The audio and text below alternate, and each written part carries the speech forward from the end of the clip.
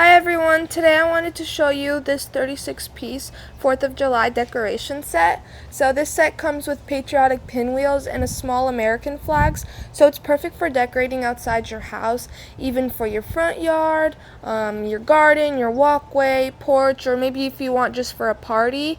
So firstly, I just wanted to show you what comes inside the package. You get 12 pinwheels, 24 American flags, and the sticks you need to put everything together. So the pinwheels do need a little bit of assembly, so they do not come already built, but the pieces are super simple, and I like that the instructions show you how to do it step by step to put them together. So I'm just going to show you guys how they look.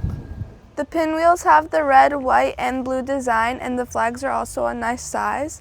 The pinwheels are about 7.9 inches wide, and once everything is on the stick, they stand around 15.8 inches tall, and the flags are about 8.3 by 5.5 inches, so they look nice together when you place them outside. You can bring these to parades, fireworks, Memorial Days, 4th of July celebrations, and these would be a really nice decoration. So this is how it looks once me and my mom set them all up around our front walkway. We just put them in order and it looks super nice.